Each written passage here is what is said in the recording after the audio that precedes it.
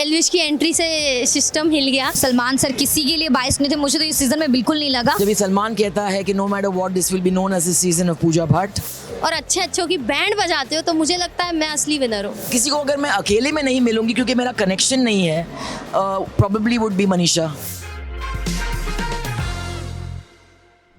नहीं यार, बुरा नहीं लगा मेरे को बिल्कुल भी, क्योंकि जितना इस शो से मिला वो शायद हम बहुत खुश हैं उससे कि हम टॉप 3 में आए हैं। टॉप 3 में आना भी बहुत बड़ी बात होता है। मेरे सामने इस शो में बहुत सारी एक्टर थी जो पहले से सीरियल में काम कर रही थी और हम बहुत नॉर्मल जगह से यहाँ तक आए हैं, तो मेरे लिए टॉप 3 में आना ही मेरा जीत है। और ये सारा चीज़ एक्सपीरियंस करना, मतलब सलमान सर से मिलना और सब कुछ, नेहा कक्कर, टॉनी कक्कर, मतलब तो ये सारा मेरे लिए जीत है। तो मेरे को गम इतना सा भी नहीं है कसम से। जी मैं आपको बताऊं तो मेरे चेहरे पे ना कोई शिकस्त है और ना ही कोई हर्ट फीलिंग, क्योंकि मुझे लगता है ट्रॉफी किसी और ने जीती है, मैंने उससे बढ़कर जीता है। क्योंकि ये सब तो यार धुरंधर थे, इनका फैन बेस था, इनके पीछे काफ़ी सपोर्ट था, काफ़ी प्यार था, काफ़ी कुछ सालों साल अपनी मेहनत से इन्होंने कमाया है और उनकी मेहनत की भी मैं दाद देती हूँ। लेकिन मैं खाली झोली के साथ, खाली हाथों के साथ आई थी और हर बार मुझे क्वेश्चन किया गया था कि इसका क्या होगा, या ये काबिल नहीं है यहाँ रहने के। लेकिन जब आप ऐसी चीज़ों से गुजरते हो, आप एक अंडरडॉग बनकर आते हो तो, और यहाँ तक आते हो और कंधे से कंधा मिलाकर अपनी एक जगह बनाते हो और अच्छे अच्छों की बैंड बजाते हो, तो मुझे लगता है मैं असली विनर हूँ।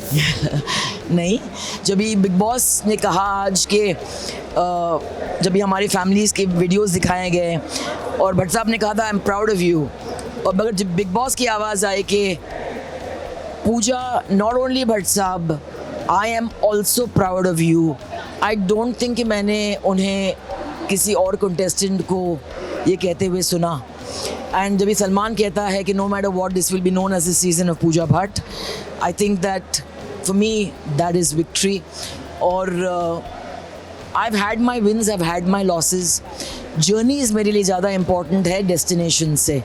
तो at 51 I was in the top 5 and I think I've come out with my head held high, my heart overflowing and my spine intact, and that's a win.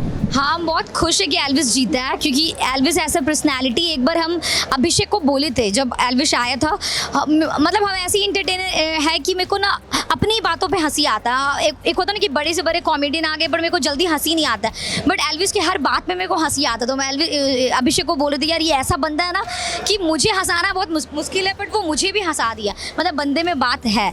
तो वो बहुत अमेजिंग पर्सनैलिटी है कि एक होता ना कि लोग को मज़ा आएगा उसको देख के। तो नो डाउट वो जीता है, तो हम बहुत खुश है उसके लिए, और मेरा दोस्त भी है तो ऑफकोर्स खुश है हम उसके लिए। एल्विश 100% डिजर्विंग है। अभिषेक में भी पोटेंशियल बहुत ज़्यादा था, लेकिन पता नहीं क्यों एल्विश की एंट्री से सिस्टम हिल गया। तो एल्विश में पोटेंशियल मैंने पहले दिन से ही देखा था, जब मैंने उसे बस स्क्रीन पे एक टास्क में देखा था, उसने घर में एंट्री भी नहीं की थी, तभी मैंने बोला था ये बंदा मुझे घर में चाहिए, मैम ये कमाल है बंदा।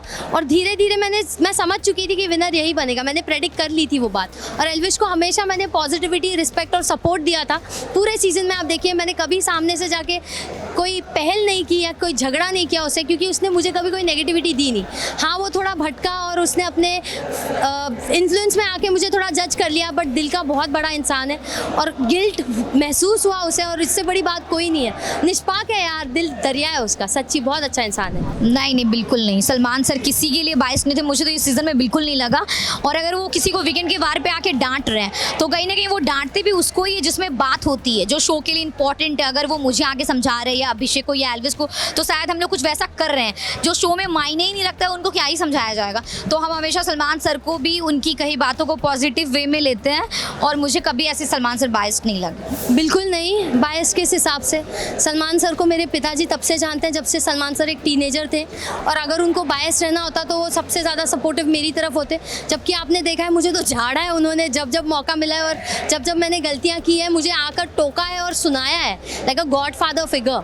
और जब जब दूसरे लोगों ने भी जो ऑलरेडी सुपरस्टार्स थे घर में, उन्होंने भी गलत किया है तो उनको भी टोका है। तो मुझे तो हर बार सलमान सर काफ़ी फेयर लगे और टू द पॉइंट लगे। इनफैक्ट उनकी एक आवाज़ और उनकी एक बात से इंसान हिल जाता है और बहुत बड़ी सीख लेता है। नहीं, आई थिंक सलमान ने बहुत ही काइंडनेस के साथ, विजडम के साथ और एक सेंस ऑफ ह्यूमर के साथ इस शो को होस्ट किया। And I come away with greater respect for him.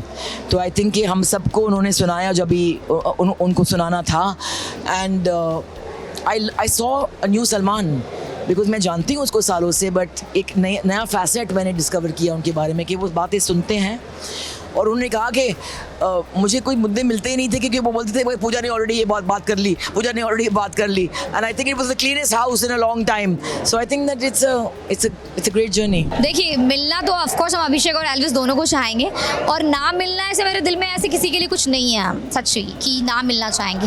Well Puja ma'am के साथ ऑफ कोर्स मेरी एक अटूट बॉन्ड बन गई है. एक पुराने जन्म का रिश्ता आज उभर के इस सीज़न के थ्रू उभर के आया, तो उनके साथ और साइरस सर के साथ मैं ज़िंदगी भर जुड़ी रहना चाहूँगी.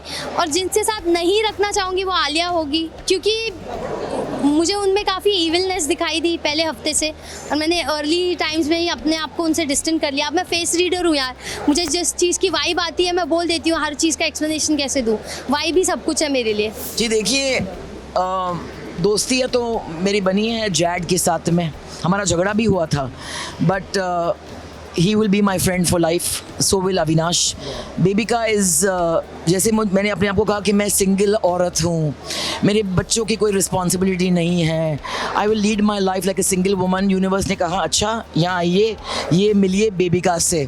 तो बेबिका के साथ मेरा एक बहुत ही स्पेशल बॉन्ड है. उनके पिताजी ने कहा कि आपका पुनर्जन्म का एक रिश्ता है, और सलमान ने कहा मतलब वो तब से आपको परेशान कर रही है. So I think that I have made some wonderful equations. I love Elvish. Abhishek भी, मैं उसको अकेले में मिलना चाहूँगी इस घर के बाहर.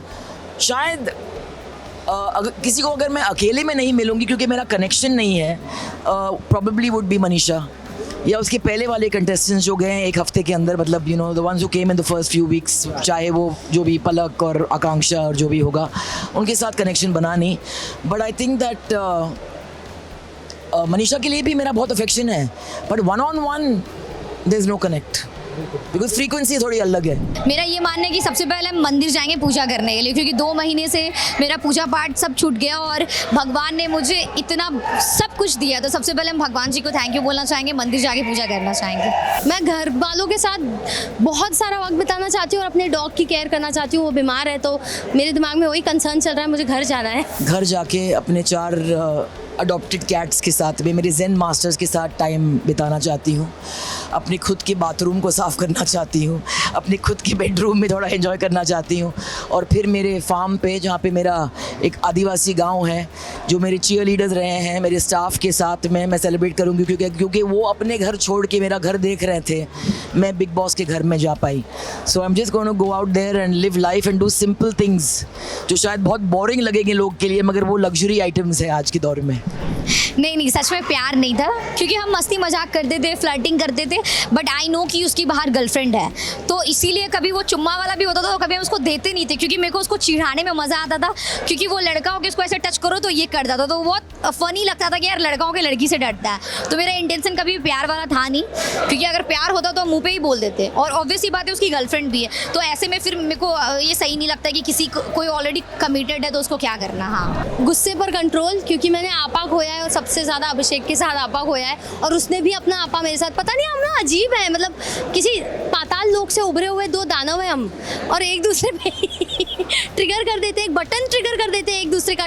वो उसका बटन सिर्फ मेरे हाथ में, मेरा बटन उसके हाथ में, टुचुक टुचुक हो गया, खत्म, गेम ओवर, घमासान युद्ध. तो मैं चाहूँगी कि अगर उन झगड़ों को मैं एक अलग डायरेक्शन से या एक अलग नज़रिए से हैंडल करती, तो और उससे डिस्टेंट ना होकर उसे मार्गदर्शन अपने हिसाब से देने की थोड़ी बहुत कोशिश करती. मैं नहीं कह रही हूँ कि मैं बहुत इंटेलिजेंट हूँ, बट मैं उसकी एक शुभ चिंतक के नाते, एक दोस्त के नाते अगर शुरू से उसके साथ रहती, तो मुझे लगता है कि वो एक अलग ही पर्सनैलिटी बन के उभरता, और आज शायद विनर वो भी हो सकता था. What convinced me was that everyone told me कि आप नहीं कर सकते हैं, आपको नहीं करना चाहिए, और जब लोग मुझे कहते हैं कि आपको नहीं करना चाहिए, फिर मैं जाके वो ही करती हूँ. बट आई थिंक कि भट्ट साहब और मेरे दोस्त दीपक तिजोरी ने मुझे कहा था कि you must go, and I am glad कि मैं गई, क्योंकि मेरे अंदर भी, मैं बिग बॉस की बहुत बड़ी फ़ैन थी.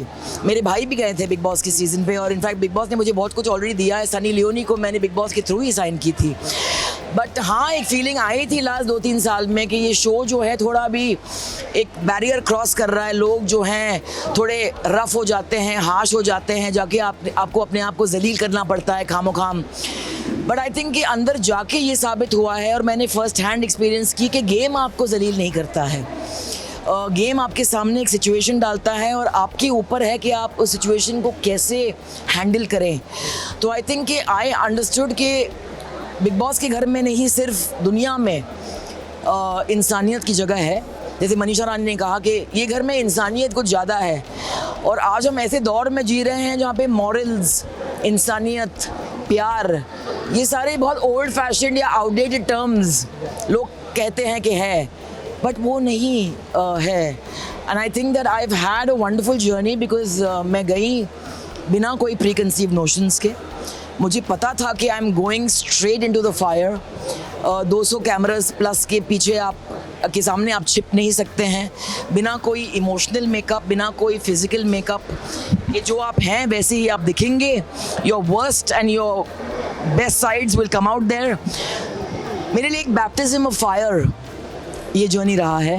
And I think that when I walk out today with my head held high, और मुझे आप लोगों से ये कॉम्प्लीमेंट्स मिल रहे हैं कि मैंने एक डिग्निफाइड तरीके से ये गेम मैंने खेली। ख़ास तौर के विद कंटेस्टेंट्स जो मुझसे 20-25 साल छोटे थे, मैंने उनको छोटा फील करवाया नहीं, बिकॉज मैं नहीं समझती हूँ, क्योंकि मैंने अगर 25 फिल्म किए हैं या 10 फिल्म प्रोड्यूस किए हैं, मैं कोई रानी हूँ in that sense. I think आप अपने कर्मों से और आपकी बिहेवियर पैटर्न से बड़े या छोटे बनते हैं। एंड जब मैं देखती थी उनको, जब भी उनके झगड़े होते थे कि एक दूसरे को जलील करते थे, मुझे बहुत दुख पहुंचता था। Because I come from a time कि अगर प्रॉब्लम है कि बैठ के किसी को मुक्का मार दो यार, ये किसी को शेम करना, इसका मतलब क्या होता है। और बेबिका जो थी मेरे लिए एक अंडरडॉग जो आई बिना कोई फॉलोअर्स की। एंड द फैक्ट कि आज जब मैं निकली घर से as contestant number 5 and she was the last face I saw, जब ये सब ने मुझे बोला घर में कि सिवाय साइरस के कि आप गलत लड़की को या गलत कंटेस्टेंट को बैकअप कर रही हो, आई सेड मुझे कोई कहता नहीं है जिस किससे प्यार करना। I love who I want to love, and I am glad it paid of.